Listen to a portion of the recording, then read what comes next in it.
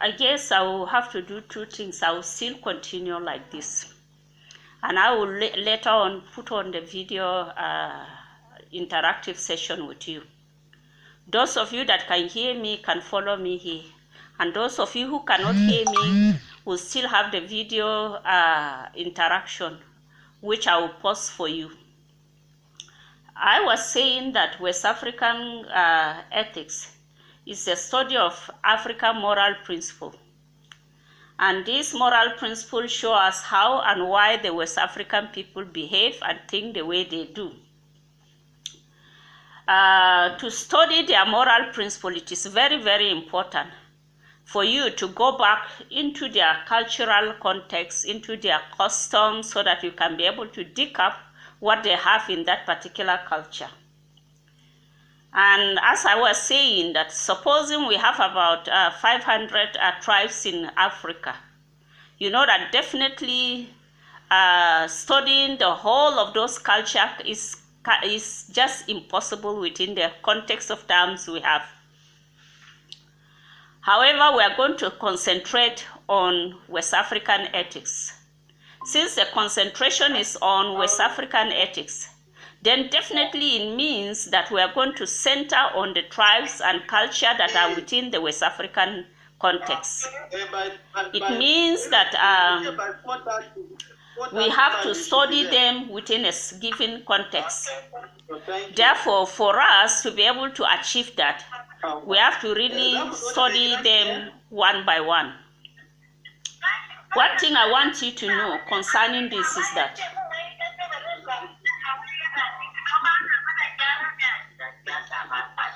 we have to pick them one by one. And when we are studying within the cultural context, it means that we have to do a contextual study. A contextual study actually means it refers only to a particular context of a people. For instance, if we are studying the Igbo cannot stand as a general yardstick for all the West African culture and custom. We can only study the Igbo based on their own culture, and we can make assessment based on their understanding of their own culture. That is what culture contextual study is all about. So when we study like the Igbo, we cannot use it as a general yardstick that applies to all the cultures in West Africa. So like in Nigeria now, we have so many tribes. And I'm sure in Nigeria we have over 400 tribes. It's just impossible for us to study the 400 tribes. Whatever happens, we can only select some and do a contextual study. Being a contextual study, it must not agree with your culture. Because what your culture believes and what my culture believes and practice is different from your own culture, and your own is different from mine. So we have to accept those differences and work with it like that. So Africans have their own culture, they have their own custom, and so we will study those culture and custom. And when you are studying African culture and custom, you are indirectly studying ethnic groups in Africa. You are studying classes in Africa. You are studying family in Africa. Because mostly you find that families comes from a particular ethnic group, and each of these ethnic group comes from a particular, they have some particular clans. These are familiar to us. One thing I want us to know is that Africa, as a continent, has its own moral principle too. And Africans were highly, moral people. Let us just look at some few examples of how morally upright some of the African people were in their culture. Even though you know the Western world has tried a term to say that Africans are primitive people without a principle. But you see, they did not understand the African people. So they felt that the African people do not have certain moral principle. And you find that Africans fall within the category of the third world. And most people from the third world, according to Western worldview, they felt that in those days that we are mostly primitive people. But study has shown that we have our own moral principle, and we adhere to those moral principles. And those moral principles help in maintaining order and law in our various contexts. Let's just look at some few examples of African morality generally, and maybe with some third world example. The first one, you find that in Africa, we don't greet people standing like a stick. Mostly we have our own way of showing respect, honor to people. And some will bow down, some will squat, some will prostrate to greet someone. Once that is done, it shows that there is social respect for that person. You have loyalty for that person. You have respect for authority. You are honoring somebody who is elderly, whether you are pastor, whether you are in-law, or whether somebody who is elderly in the setup in the community, we greet it. And when that one is done, you discover that mostly people who do not understand them will think that such culture is very absurd. For example, I find it very, very difficult initially to understand why a Yoruba man will prostrate to greet people. Even when it is muddy and he has a very clean agaba, he will still do it. This is based on the fact that such a person wants to give high respect to others. So it is very, very important for us to understand that. The science of morality is deeply rooted in the custom and cultural practice of the people. The third world, according to history, believe that we are primitive. But Africa and other third world are highly principled. Some example of how highly principled we are in the third world and also Africa. The first example I give is the example of the Gombe people of Congo. When someone commits adultery, his ear will be cut. When he commits it the second time, the hand will be cut. One of the hand will be cut. When he commits it the third time, mostly you find that they say such a person is not fit to live among human beings, because the cutting of the ear and the cutting of the hand is a warning to him that such should not be done again.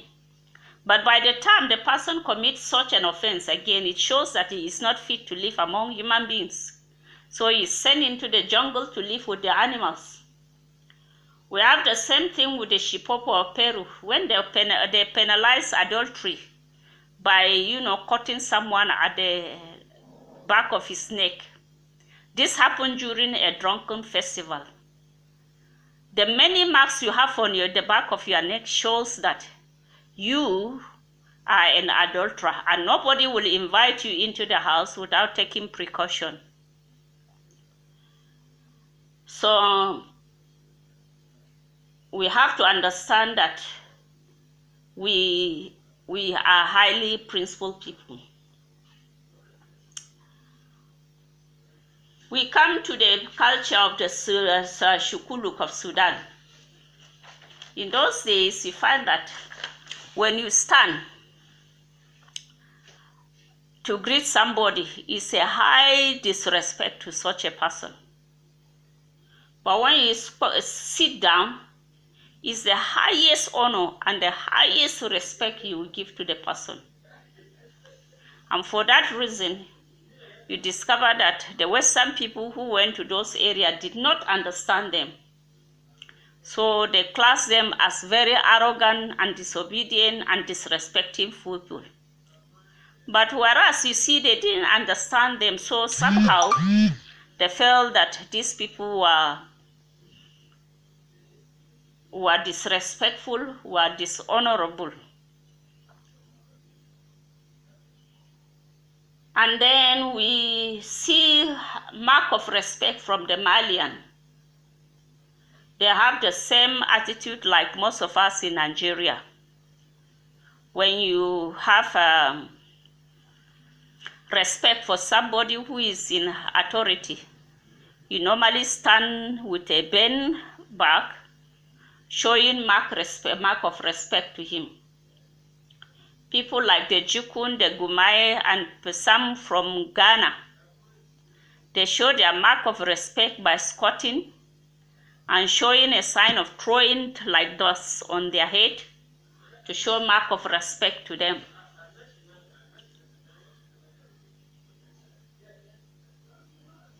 I want us to understand that Africans and the third world in general, they have what? High moral principle. You will discover that the breaches for sexual offense in most Africa was very, very, very severe and very brutal. Like the few examples I've given here, the cutting of the ear and the cutting of the hands was mainly done to ensure that nobody repeat it again. It was done in such a way that it will sound as a warning and a deterrent to anybody who will want to go there. And so this thing was very severe, very, brutal, because they want to stop that. They want to encourage high sexual morality and encourage honesty and faithfulness in the community. So at least we can see some similarity in what they are saying. The similarity is simply that we too in Africa, Christian context, we believe that there should be high morality of sex, and also there should be honesty and faithfulness. They also use severe measures to make sure that there is social control, in the sense that once you don't control the way people interact in the society, you will have problems, especially between the opposite sex. So it serves as a form of social control. It also helps in maintaining a high moral standard among married people. I can see also this one has something to do with what? With they agree with Christian understanding of how it should be, maintaining high moral standard of morality among married couples. It helps in also stopping the deterioration of moral standard. When we don't check it, moral standard will collapse completely.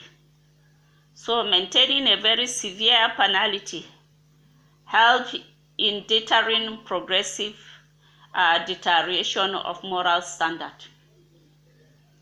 It also helps to stop the spreading of venereal diseases.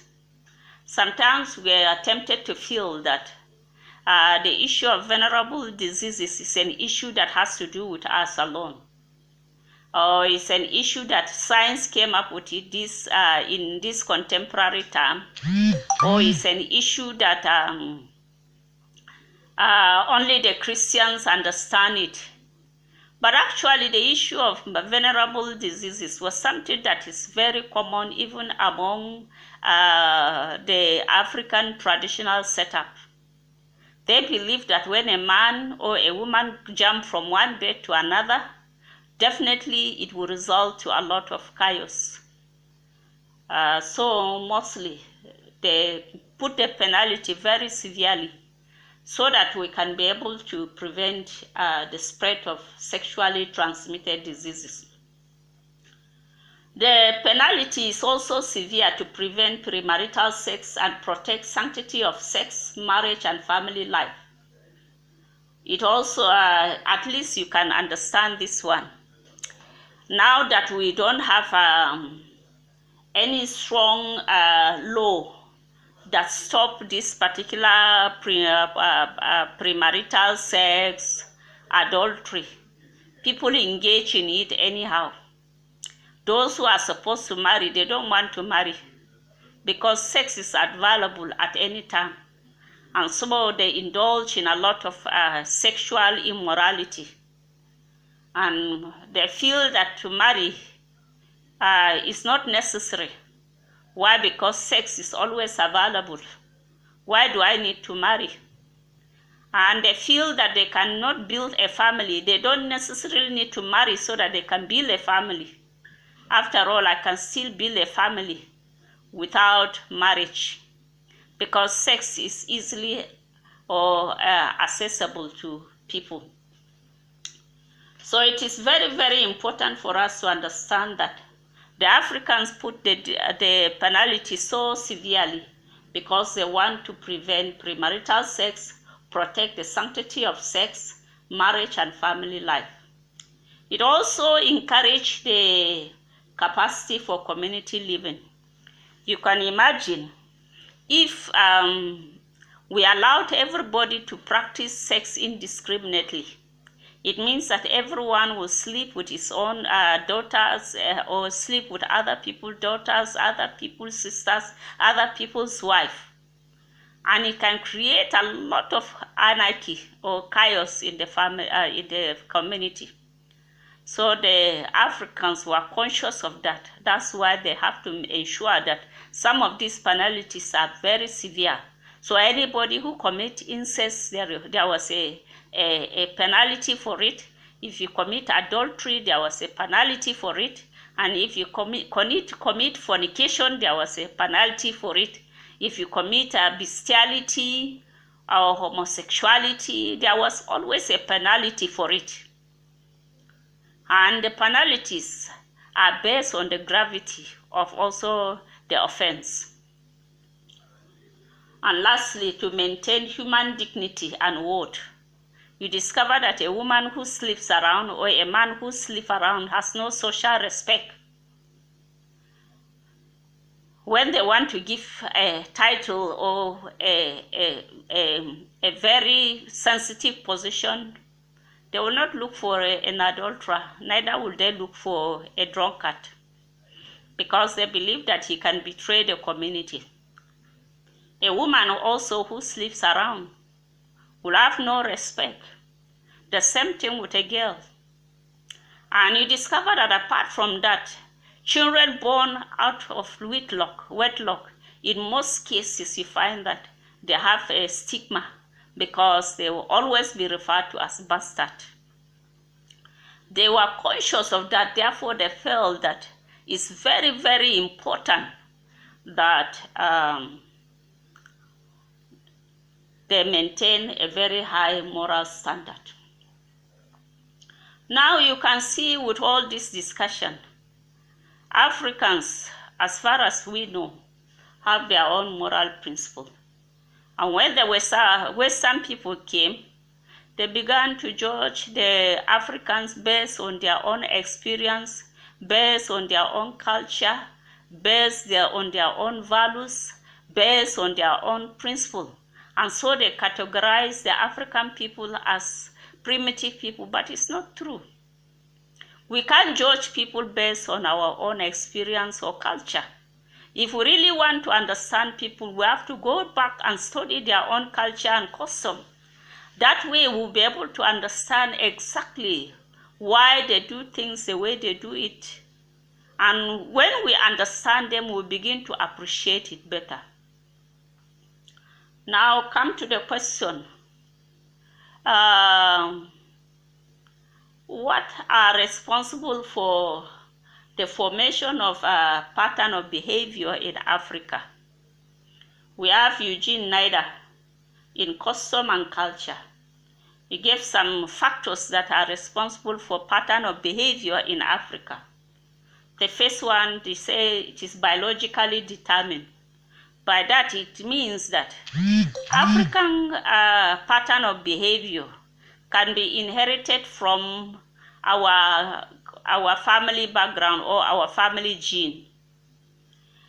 To some extent, that can be true, because he discovered that a young man who has never seen his grandfather before, they always say he walks like the grandfather, great-grandfather, he talks like the great-grandfather, he does things like the great-grandfather. Why is it so? Because definitely he must have inherited some gene from the family. Then we have the historical pre-existent environment of people can also give rise to their pattern of behavior. The kind of historical background we have, you find that to a large extent influence our pattern of behavior. If you are coming from a warring community, you discover that your own pattern of behavior will be affected by such an environment. And if you are coming from a peaceful and loving environment, it will also affect your pattern of behavior. And then we have cultural isolation of people. The fact that we belong to different ethnic groups already shows that we behave differently from the other. I give one practical example of the Plateau State. Even though we are Platonians, but you discover that the different tribes in Plateau already shows that we can never have the same culture, the same tradition, the same practices. Excuse me, because our ethnic group, our ethnic group determine how we live. Those from Miango, even though they are within Jos, you find that they behave differently.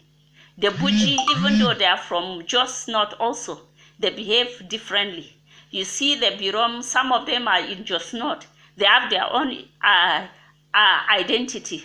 The same thing with the Anaraguta and also the Afizire people. You discover that these are people that are closer within the Jos, not just East, just South. And they have interlinked with one another. But somehow you discover that they are uniquely different from one another. Why? Because of their cultural isolation.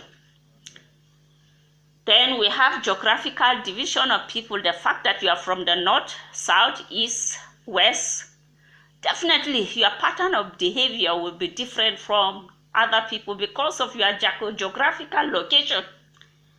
The same thing, the physical and environmental factors also affects our pattern of behavior. The next is the social and political organization we have in every community determine the kind of pattern of behavior we have. So it is very, very important for us to understand that to a large extent, our pattern of behavior can be affected by our social and environmental factors. Psychological factors like security, economy, shelter leads to the formulation of laws which determine pattern of behavior.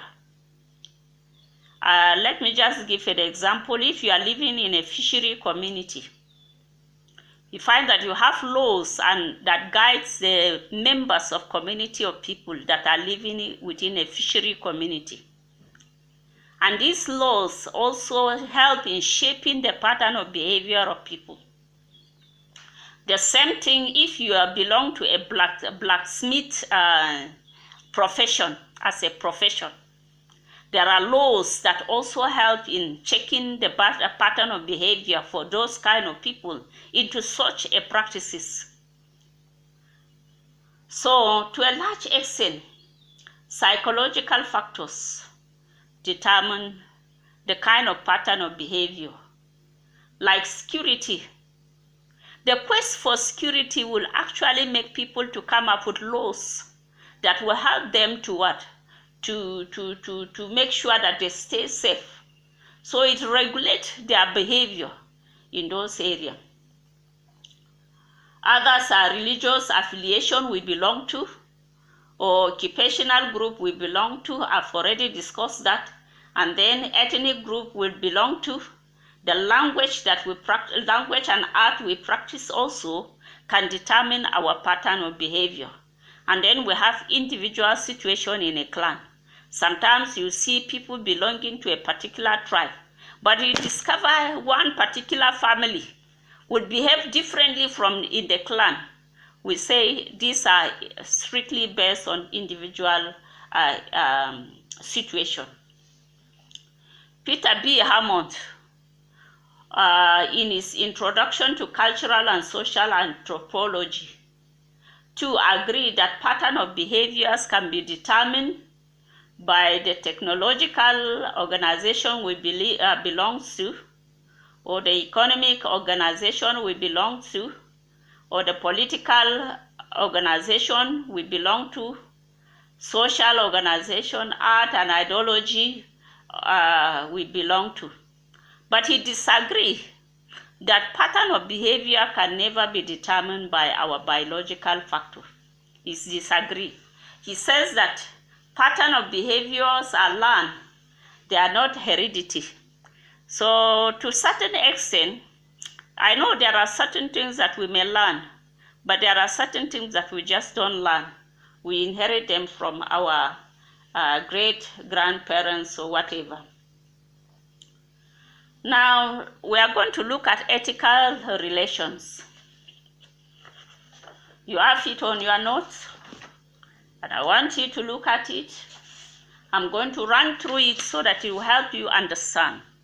What I'm trying to do is actually to give you an overview of what you ought to come across. When we are talking about ethical relation, we are talking about the nature of African ethics. The nature of African ethics. What and what do African ethics are related to? They are related to things we see with the eyes and those we perceive with the sense. There are certain things we see with the eyes, and there are certain things that we perceive them with the sense. So African ethics are related to that. There are a lot of things that we see with the eyes, and there are some that we perceive them with the sense. We can make judgment based on that. It is also related to logic. Without logic, we cannot be able to, do a very good study of ethics. Because in logic, you judge something as to whether it is true or false. You analyze the facts before you can even pass a statement as to whether that thing is true or wrong, or whether it is fair or unfair, whether it is good or bad. It is only after you have, judged the thing, you analyze it critically, then you can be able to pass judgment. African ethics is also, West African ethics is also related to politics. Because you find that the political system you have in any community determines the kind of moral laws you have in that community. If you have if you have a democratic law, you find that the laws within such a setting will determine the kind of laws that you have in the society. And if you have somebody who is a dictator, the laws will base on what has been, passed down to the people. So political system of each society determine the kind of moral rules and norms you have in the particular setting. In Nigeria particularly, we ought to have the rule of law, but we discovered that the rule of law is not respected in Nigeria. People commit offense with impunity and nobody is calling them to order. It is also related to economy, because to be corrupt in business and governance is ethically bad in Africa. And that is why you find that in those days, people that are given position of honors are people that were tested and proven to be, good men and women. You cannot have a title if you have not been tested and proven. So,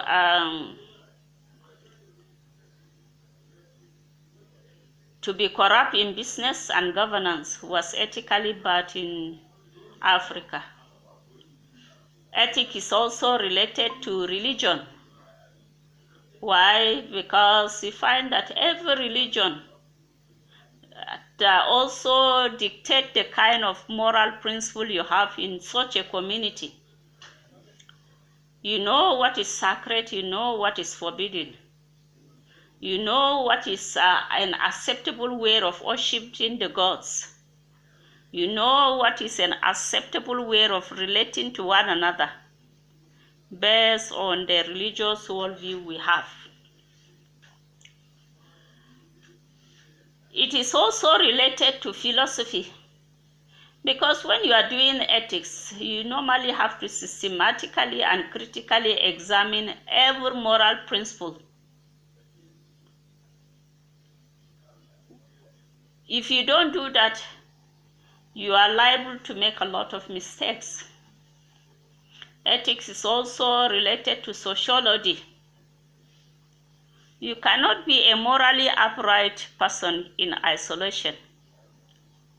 You have to be a morally upright person in association with people around you.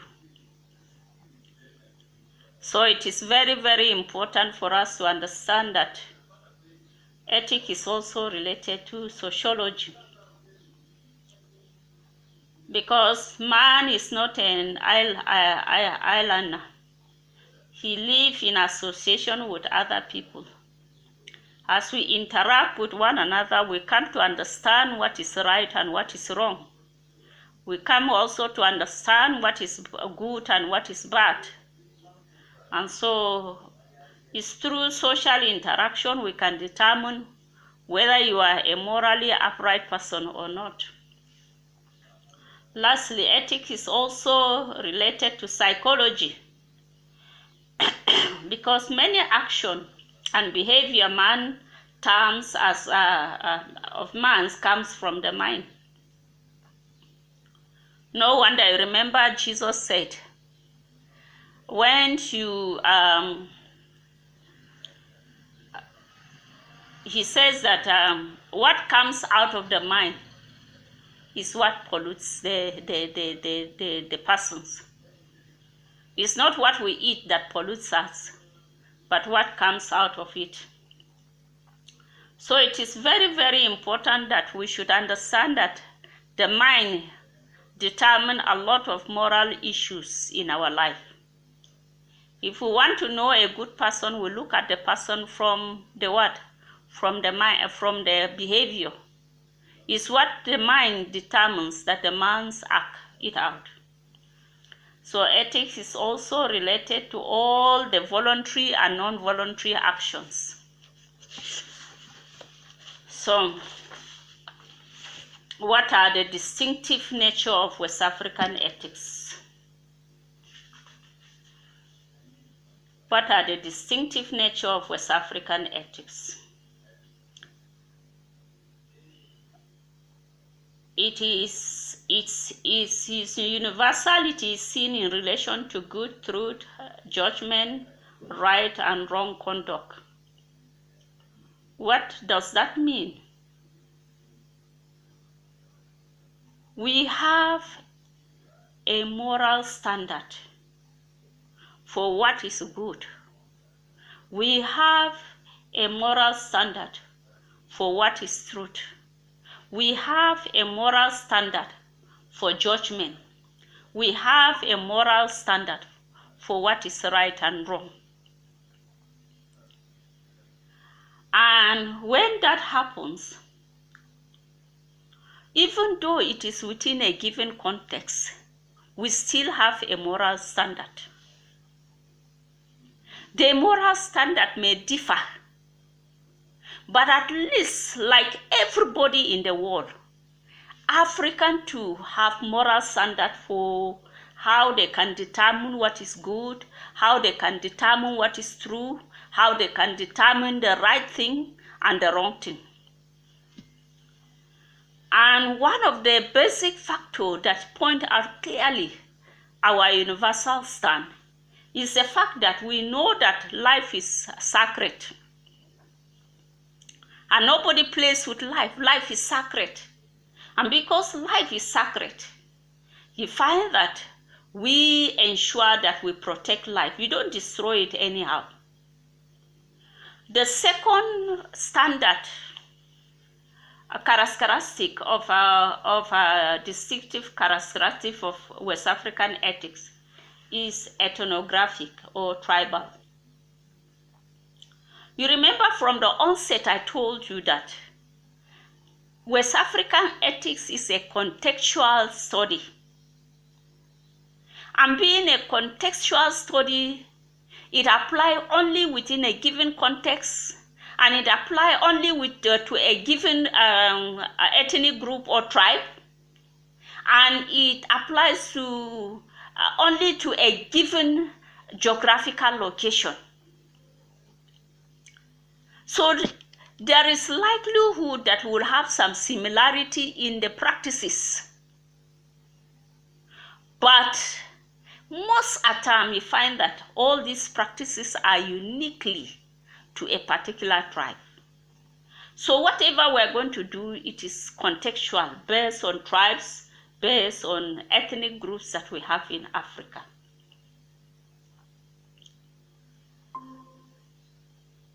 The next one is that African characteristic of African ethics is that it is a social ethics. It's very, very important for us to understand that African people are social beings, very, very social. Find that we have a system called the community ethics system. In the community ethics system, you find that we live within a community. You don't have your own moral principle. It's what the community determines that you do. What pleases the community that you do. It's what the community desires that you do. You don't live your life as a private individual. You live your life as a community. No wonder when you buy a car, the car belongs to us as a community. When you have a wife, the wife belongs to you and your family. And you hear languages like our wife, or my husband, and the rest of them. These are the kind of life that we have in Africa. And we have a social ethics or community ethics. It's very, very, very common compared to what we have in the West. Their ethics is not so much concerned about social interaction. They are very much private. They are very much individual. West African ethics is also anthropocentric. It studies the behavior of man, not any other. So we have to understand that the West African ethic is anthropocentric. It's also theocentric in the sense that it is centered on the religion of the African people. Just as we have it in Christianity, our moral principles from the Bible inform the Christian life. The same thing with the African people. The various deities that we worship to a large extent inform our moral life. Therefore, it is very, very important for us to understand that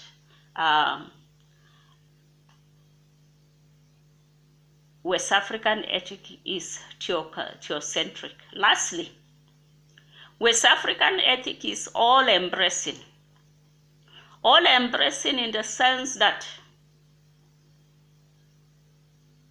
there is no aspect of their life that is not, tied to ethics. Some people say even in the beer parlor, there is ethics. So it is very, very important for us to see. The next one that I would like us to look before we round up this session is the sources of West African ethics. Unlike the Bible, unlike Christianity, we have the Bible as the sources of ethics. Where are the sources of ethics for Africa? Where do we run to get those materials? Most African sources of ethics are still in the oral tradition. And if we are to record all the oral tradition of the African people, if at all we are able to achieve that, you discover that the book is going to be a very big book, too big to carry. You can imagine we have 500 tribes, and you have to study the various religions there, and then come up with something about such a tribe. It is going to be voluminous. So most of African sources of African ethics are still in oral tradition. But peradventure you want to do a study. These are areas that you have to look so that you can come up with a comprehensive understanding of African moral principle. The first one is religion. Like Christianity, you go to the Bible to get your sources of ethics. Likewise, in African traditional religion, you have to go back to their practices to be able to get the ethics of the West African people. The second one is culture. As many ethnic groups as we have, we also have different culture. If you have to understand the culture of the people, you have to understand the ethics, the moral principle of the people. You have to go to their culture. You have to study the way they eat, the way they sit, the way they dance, the way they walk, the way they talk, the way they dress, the way they worship, farm, marry, etc. You find that in some community, they carry their culture on their bodies. Unfortunately, we don't have much of these practices today. But there are some people that their own is still alive today. In the plateau, I know in those days, women have marks on their face and their chest and the rest of them to show where they belong. And when you look at them, you know that this is an Afizire woman, or this is an Angas woman, or this is a Birom woman, or this is a Tarok woman. You can be able to identify them by the kind of marks they have. But today, in modern generation, we don't so much do that one. But there are some people that still practice it. The Jukun people still practice their own, and I see that the Yoruba people still practice their own. When you see them, you know that this is a Yoruba person, and when you see them, you know that these are Jukuns. So, culture tells us much about who we are. Then we have social sanction, societal sanction. The do's and don'ts of every society will tell you the kind of moral principle they have. The next one is proverb. You find that in proverb, people convey some basic truth that are profound, that cannot be said in long sentences or long explanation. And once you hear that proverbs, you know that it is sounding a very profound truth to you. And it means that you have to pay attention. And most African society, they speak in proverbs, and those proverbs have their own moral principle embedded in it. One of the best example I can give of the Hausa people, they say, in kai kijin hoho ba za ka ci jin bari ba. That if you don't listen to no, you will not avoid the consequences. So those are, and all of us, we have our various proverbs from our various community. The next one is experience. Religious experience play a vital role in the formation of African ethnic group. You discover that some vital experiences that you cannot be able to understand normally happen. Some of these experiences can be dramatic, they can be contemplative. Whatever it is, it normally happens. And when it happens, it becomes an experience that cannot be, eradicated in your life. The next one is revelation. We receive our understanding of God from natural revelation as far as Africans are concerned. In Christianity, we combine the natural revelation with the special revelation to understand God. Other sources of African ethics, legend, myth, and folklore. Remember, some times back, NTA used to like trying to project some of this practice, religion, legend, myth, and folklore. They do some program called Tales by the Moonlight. In those days, you know that when the grandparents, after they've eaten in the night, they will build a fire. The young ones will come to listen to stories that grandparents will tell them. And most of these stories have their moral principle embedded to it. If the grandparents want the children not to be greedy, you will come up with a story that teaches them not to be greedy. And as these young ones are playing, if somebody chooses to be greedy, they always report back either to mommy or daddy or grandfather that, see, this person is becoming greedy, like the story the grandfather shared. But today we don't want to stay with our grandparents, our old parents. We have nicknamed them to be, witches and wizards. And so our young ones are missing something from it. We have tradition. What is passed down from one generation to another is our tradition. We can also gain from moral principles from our tradition. Then we have religious symbols. A lot of these religious symbols have some significance in them. If we study them, we can understand why these symbols are like that. Sometimes even the color of worship in African traditional religion, they have their own reason for it. If we study it, we can be able to understand. The next one is West African assumption. West Africans assume and believe that God is a creator, ruler, provider, sustainer, judge, and all-seeing and all-hearing. Because of that, when they have a problem with anybody, depending if it is a problem of injustice, they will say, God will judge between you and me. Because they believe that God is a judge. And if there is a false accusation, they will say God is seeing and God knows, because they believe that this is who God is. They assume that there is a spiritual wall, the wall of the ancestors.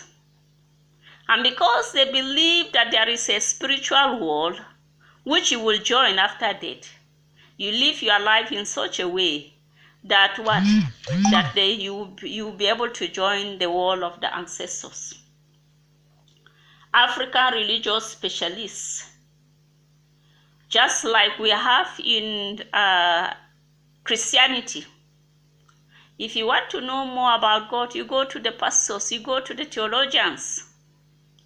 They are our religious specialists. In African traditional religion, they have their own religious specialists. You go to them. The herbalists, the traditionalists, the diviner, the rainmakers, the priests. These are religious specialists. African concept of life, Africa said that there is a life after death. And for them, they believe that the life after death is to live in the world of what? Ancestors. They believe that when you die, you don't go completely. Your spirit still come back to minister to the what? To the living ones. So that's the African concept. And then lastly, God's intrinsic moral active attributes. Once you are able to study these ones, it will help you to be able to understand the African concept of African morality. Next time, tomorrow when we come, we're going to look at factors affecting West African ethics. And I believe that by then, you should be able to discuss the questions that we have on page 11. I don't know exactly what page it is on your own new notes. But and factors affecting West African ethics. You will have some questions there on the first page under it. When is sex permitted in West African society? What are some of the forms of sex prohibited by West African society? Why do some West African society permit sex or object sex? Such sex like premarital sex, adultery, incest, lesbianism, or homosexuality. What are the causes of rape, adultery, and lesbianism or homosexuality? What are the penalties of rape, premarital sex, adultery, incest, lesbianism, and bestiality? By God's grace, tomorrow we are going to have some sort of brainstorming day, and I expect that you work on it as we meet tomorrow. Each of you will speak from his own cultural context. What do your people think about those things?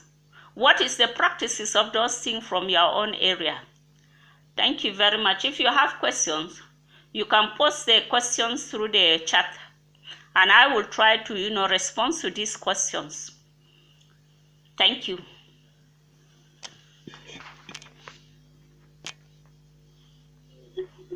Thank you, ma.